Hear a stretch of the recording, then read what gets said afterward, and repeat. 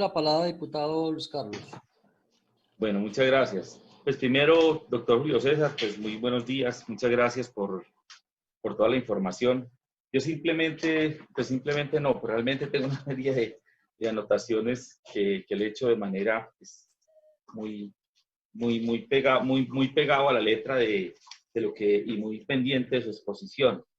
Hay varias cosas que me llaman la atención. Quisiera llamar primero la atención, yo sé que esto no es de su competencia, pero cuando presentan el plan de desarrollo, esto sí afecta en términos de la lectura. Y es que en el módulo de la línea estratégica de productividad y competitividad, que es donde aparece la Secretaría de Agricultura, cuando usted pasa de la página 13 a la página 14, es como si cambiara de capítulo. O sea, pasa uno de estar hablando de los procesos de infraestructura y pasa a la página 14 y empieza a hablar de la Secretaría de Turismo y Industria y Comercio. Sí, pasa uno, salta uno, pues, y esto es realmente, pues queda uno ahí como colgado en la lectura. Eso en términos, digamos, de la estructura del plan. Yo sé que eso pues, sabrá quién lo organice, pero realmente en la lectura queda uno como cortado ahí. Lo otro, bueno, yo voy a empezar con las anotaciones que tengo de lo del plan, porque aquí hay varias cosas. Usted habló de el ejercicio y los proyectos que tienen desde la Secretaría de Agricultura, como el plan estratégico que van a desarrollar ustedes en el marco del plan de desarrollo, pero en el plan de desarrollo no necesariamente se evidencia todas las actividades que ustedes, digamos que nos cuenta que va a ejecutar porque constituyen dentro del marco misional de lo que es la Secretaría.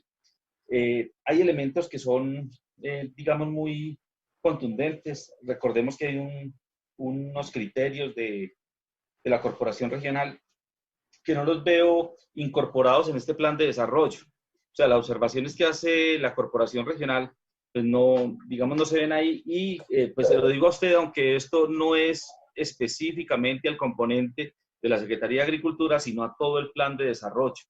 Porque si bien se nombran algunos elementos como el PON, como la inclusión del COMPLA, del PEGAR, del Plan de Gestión Ambiental Regional, de todos esos elementos que son unas máximas ambientales que se deben de tener en cuenta, pues no se incorporan de manera, digamos, directa dentro de lo que son los objetivos y que ustedes plantean aquí en los objetivos específicos. Otra cosa es con relación a la convocatoria.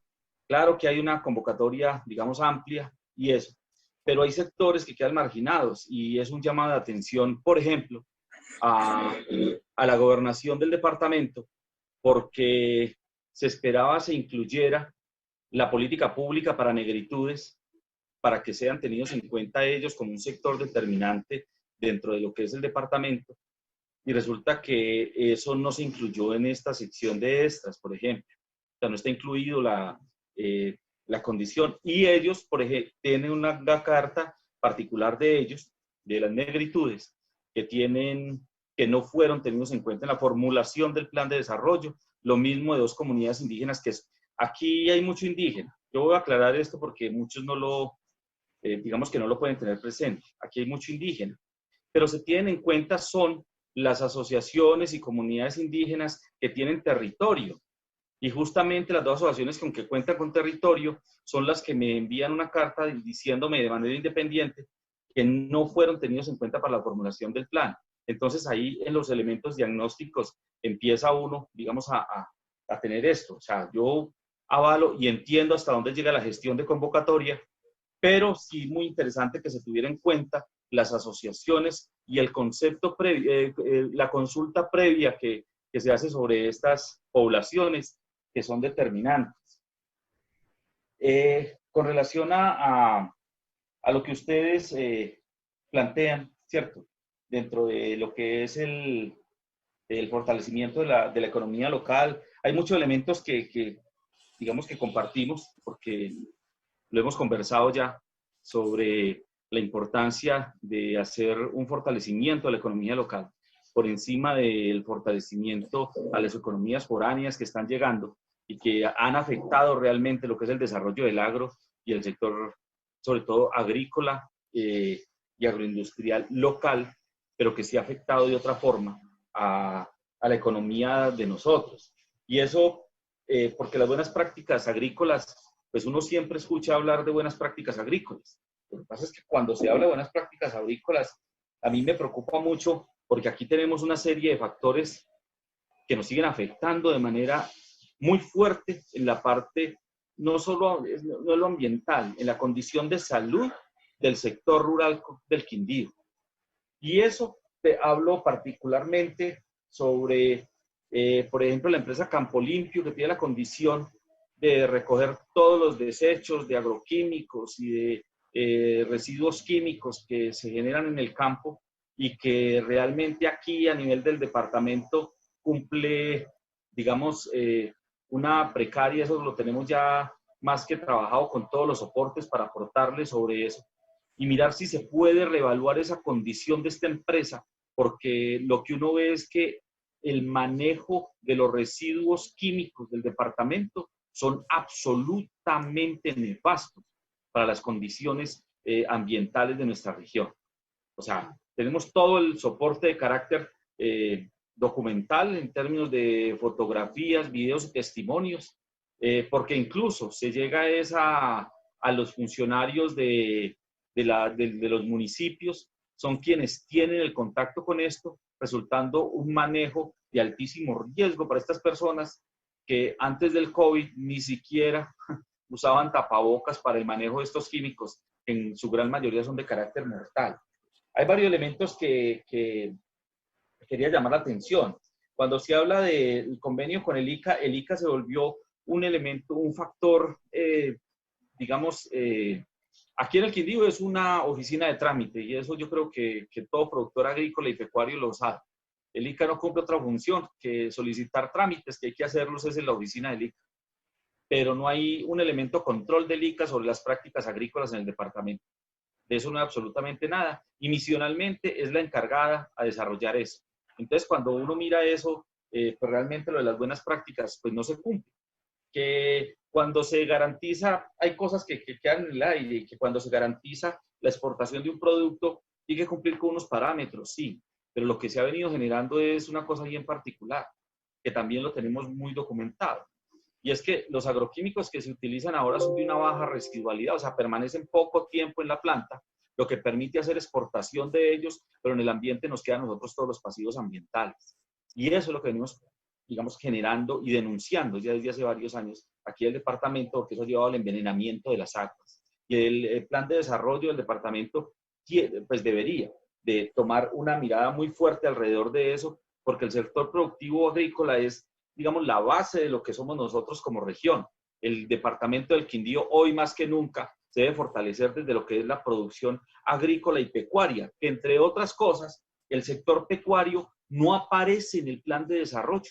Aparece el sector agrícola, simplemente aparece dentro de lo que son, ya le voy a decir, qué pena, y no que yo trato de ser literal cuando puedo. Me embolató. Ya lo encuentro y les comparto, porque el sector pecuario no aparece aquí, o sea, no lo veo en ninguna parte del plan de desarrollo, ¿cierto? Aparece sí el sector agrícola, la frontera agrícola, la ampliación, la producción a pequeña escala y demás, pero el sector pecuario no, y resulta que nosotros tenemos una participación muy interesante. Y aquí hay una vaina que a mí me llama muchísimo la atención, porque resulta que cuando nosotros revisamos lo que pasa aquí con las finanzas del departamento, nosotros encontramos un rubro que es interesante, porque tiene que ver con el sacrificio de ganado, y es el impuesto al sacrificio de ganado, ¿cierto? Y se constituyen los recursos propios del departamento, pero no aparece un plan de inversión de destinación para el fortalecimiento del sector pecuario, del mejoramiento de las prácticas de producción pecuaria para el departamento cuando tiene un rubro propio. Sí, no sé si soy claro, pero pues quería exponerle eso, porque aparece, y además aparece como dentro del proyecto, es lo que quiero mostrarle aquí. Bueno, aparece en la página 13 justamente, aparece indicadores, unidades de medidas, liderazgos y esperas del programa de infraestructura productiva y comercialización. aparece plantas de beneficio animal adecuadas. El producto, el indicador, plantas de beneficio animal adecuadas. El número, resulta que aquí no tenemos sino una planta de beneficio de animales, que es Frigocafé y es particular. Quisiera pues entender esto porque no aparece el sector pecuario por ningún lado, la destinación que se hace a los recursos que se generan desde ahí a nivel departamental, y que además de una vez aprovecho porque lo que me parece que debería de generarse en este momento que se están fortaleciendo las economías locales es que las grandes superficies que operan aquí, pues hombre, que el sacrificio se haga aquí en la región, porque es que todas las grandes superficies traen las carnes y los impuestos se los ganan en otras regiones y aquí nosotros somos los que estamos pagando por eso. Entonces, como para ir haciendo unos llamados de atención efectivos sobre esto. Los procesos bueno, la política nacional de cambio climático, como usted dice, es urgente, pero con una reconvención, una mirada desde lo local, no como estaba planteada en función del beneficio de unos particulares, que era lo que se había generado, lo mismo que el proyecto de cambio climático que generaba ciertas dudas y que ahora, por fortuna, tiene unos, digamos, lineamientos distintos. Me preocupa lo del diagnóstico ambiental porque el diagnóstico ambiental del departamento no lo encuentro. O sea, no hay un diagnóstico ambiental acertado sobre el departamento. Y aquí se han formulado varios, y entonces a uno le quedan dudas porque se presenta un diagnóstico ambiental por parte de Contraloría, aparece no un diagnóstico, sino un inventario, que no es diagnóstico, sino un inventario de cuenta de la autoridad ambiental, que es diferente, pero aquí no aparece un diagnóstico ambiental real de lo que sucede en el departamento del Quindío. Y eso nos lleva a otros elementos, porque ustedes tienen como eje, por ejemplo, la conservación de la diversidad, el agua y demás. Para eso, ustedes nombran de manera consecutiva el paisaje cultural cafetero. Con relación al paisaje cultural cafetero, yo llamo mucho la atención porque, digamos, en eso yo soy absolutamente lineal en la forma como lo miro. Primero porque la declaratoria de paisaje cultural cafetero se hace sobre la cultura, no sobre la mata. Entonces, lo que se protege son los campesinos, no la mata de café. Entonces, que haya o no haya cultivo, no, digamos, se vuelve un riesgo para la declaratoria del paisaje cultural cafetero. Son 14 atributos que ninguno se relaciona con la planta. Todos los demás atributos se relacionan con la relación del hombre del campo con la cultura cafetera, que es distinto, totalmente diferente. Yo siempre invito a que se invite al doctor Gustavo Pinzón, quien fue el que alcanzó la declaratoria para la región del paisaje cultural cafetero para la UNESCO, porque esto no es una marca, esto es una condición de convivencia y un reconocimiento a las personas que han construido el territorio, que fueron los campesinos, no son ni los dueños de finca, porque ellos no tienen la cultura que aparece en los atributos, ni son los jornaleros, porque hoy vienen de Venezuela, entonces no tienen el manejo cultural que le dieron los atributos, sino que es el campesino el que generó esto, el minifundista, el que habita todavía en algunos sectores y que ustedes acertadamente tienen un programa muy interesante para trabajarlo desde ahí. Pero desde paisaje cultural cafetero sí es muy interesante hacer el encuentro con el doctor Gustavo Pinzón, creo yo, para centrar la idea, porque es que no es la mata de café lo que se genera. Hay una gran preocupación, y es que por ningún lado aparece la minería. Y eso sí que me preocupa, porque la administración pasada tampoco apareció la minería por ningún lado. Y entonces, como no apareció por ningún lado, después tuvimos un problema mayúsculo, y es que en 4 años pasaron un solo personaje del sur del departamento de tener 130 y algo hectáreas en concesión a casi 4.000 hectáreas de concesión, y además ser quien patrocinaba y servía las obras que se hacían por Secretaría de Infraestructura. Entonces me preocupa más cuando no se nombra que cuando se nombra. Cuando se nombra uno sabe y mira qué lineamientos tiene, pero aquí la minería no se mira por ningún lado. Y es de la Corte y debería ser de la Secretaría de Agricultura. Porque, pues digamos, me parece que es uno de los más graves, digamos, amenazas que tenemos nosotros sobre el territorio. Lo otro, cuando hablaban de que tiene que ver con la compra de los predios, pues bueno, eso es, pues el artículo 111 obliga el 1% de los presupuestos municipales y departamentales a la compra, pero determinar, eso ya está determinado. La Corporación Regional pagó un estudio a la Universidad del Tolima donde establece específicamente cuáles son las áreas que garantizan el agua para cada uno de los municipios. No se puede comprar un área distinta. Lo que pasa es que en la administración pasada, justamente una persona que fue secretario de Agricultura, que también representaba al gobernador ante el Consejo Directivo de la Corporación, se apropió de la información privilegiada y dejó el municipio sin agua y luego le tocó al municipio, el más pequeño que tenemos nosotros, Buenavista, invertir 1.400 millones en algo que era un recurso y que era de importancia de bien público. O sea, eso fue una cosa impresionante. Pero lo del artículo 111 sí me parece que es absolutamente determinante, no solo para la gobernación, sino para los municipios, porque eso ya está establecido por la Universidad del Tolima. Es un estudio que ya aparece y que involucra lo que antes no se involucraba ni siquiera para el proyecto de cambio climático ni para el plan de cambio climático departamental, y son las aguas subterráneas que son las que garantizan nuestra supervivencia en esta región en los próximos 1500 años, y que también se cuenta con el estudio, porque eso lo entregó el Instituto de Geología hace 2 años, y es la única región que cuenta con el estudio detallado de las aguas subterráneas. Bueno, pues yo tengo muchas cosas. Bueno, lo otro, uno de los puntos que ustedes toman es la calidad del aire. Vea, ahí a mí me empieza a dar cierto escozor, porque resulta que los estudios de calidad de aire del departamento no levantan ninguna sola alerta, ni una sola alerta.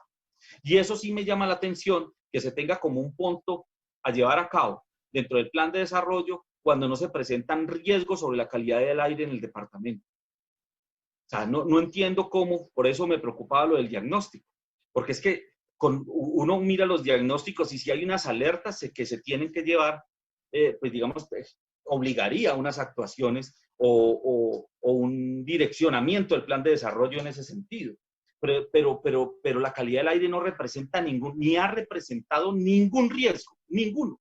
No quiere decir que no se hagan programas para mejorarlo, claro, todo lo que sea para mejorar la condición ambiental, pero plantearlo como un punto dentro del plan de desarrollo, cuando no se tiene ninguna alerta sobre esto y lo podemos manejar de otra forma, me parece que sí hay otros elementos mucho más fuertes, como lo son, por ejemplo, las sentencias del Tribunal Administrativo que vincula gobernación, que vincula corporación regional, que vincula alcaldías sobre descontaminación de aguas y sobre el manejo de agua potable. Y lo que es peor, sobre la calidad del agua para el sector rural, que tampoco se toca por ningún lado. O sea, aquí seguimos despreciando. Y el sector rural del departamento del Quindío tiene peores indicadores que los países del África subsahariana.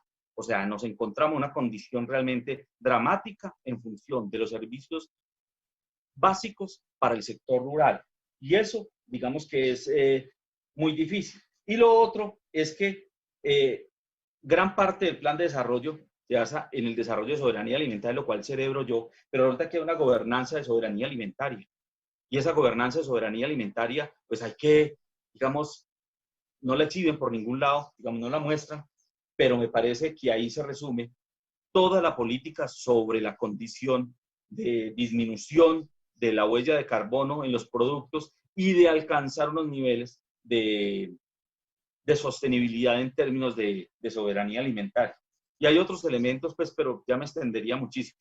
Quería simplemente exponerlos y mirar que en unas sesiones más adelante podamos discutir de manera particular con usted, con sus técnicos, cada uno de los puntos que he venido generando. Muchas gracias.